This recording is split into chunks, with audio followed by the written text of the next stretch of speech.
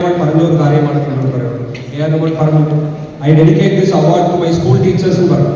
നിങ്ങളൊന്ന് ആലോചിക്കണം, സ്കൂൾ പോലും പ്രോപ്പറായിട്ട് പോകാതെ സ്കൂളിൽ ആ ടീച്ചേഴ്സിനെ ഡെഡിക്കേറ്റ് ചെയ്യാൻ എന്തിനാണ് എയർമാൻ വിചാരിച്ച ഒരു ക്യാമ്പസ് അല്ല. School is a place where you become a personality, ഒരു വെൽ റൗണ്ടഡ് പേഴ്സണാലിറ്റി. നിങ്ങൾ എല്ലാവർക്കും എ ആർ റഹ്മാൻ അറിയാമോ? എ ആർ റഹ്മാൻ നിങ്ങളെപ്പോലെ സ്കൂളിൽ നിങ്ങളെപ്പോലെ മെഡിക്കലോ അല്ല. എ ആർ റഹ്മാൻ വളരെ ഒരു ആവറേജ് സ്റ്റുഡൻ്റ് ആയിരുന്നു. പത്മശേഷാദ്രി സ്കൂൾ ചെന്നൈ, അവിടെയാണ് പഠിച്ചത്. പുള്ളിക്ക് എ ആർ റഹ്മാൻക്ക് അപ്പോൾ സ്കൂൾ സമയത്ത് അച്ഛനപ്പോൾ മരിച്ചു.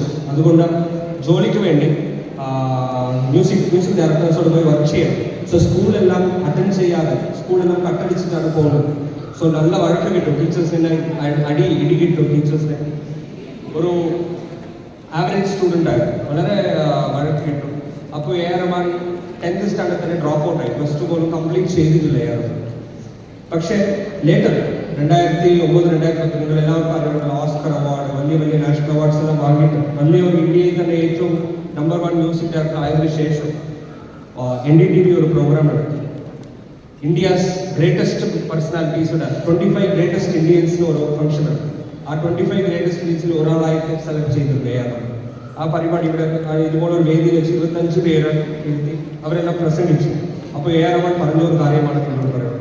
എ ആർ റഹ്മാൻ പറഞ്ഞു I dedicate this award to my school ടീച്ചേഴ്സും പറഞ്ഞു.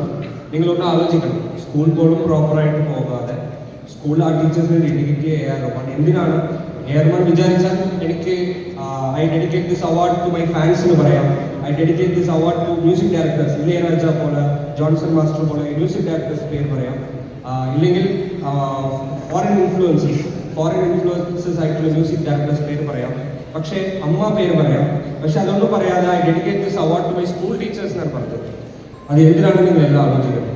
ബിക്കോസ് എ ആർ റഹ്മാൻ നന്നായിട്ട് പഠിച്ചില്ല. അവിടെ സബ്ജക്ട്സ് ഹിസ്റ്ററി, ജോഗ്രഫി, സയൻസ് പഠിച്ചിട്ടില്ലെങ്കിലും എ ആർ റഹ്മാൻ ഒരു വെൽ റൗണ്ടഡ് പേഴ്സണാലിറ്റി ആയത് സ്കൂളിലാണ്. ഈ ക്യാമ്പസ് ഉണ്ടല്ലോ, ദിസ് ബ്യൂട്ടിഫുൾ ക്യാമ്പസ്, നമ്മൾ saint Joseph's higher secondary school കുടുംബമായി 63 years, it is completing 63 years. ഇത്ര ഹിസ്റ്ററി ഉള്ള ഒരു സ്കൂൾ, ഇതുപോലെ ഒരു ബ്യൂട്ടിഫുൾ ക്യാമ്പസ്.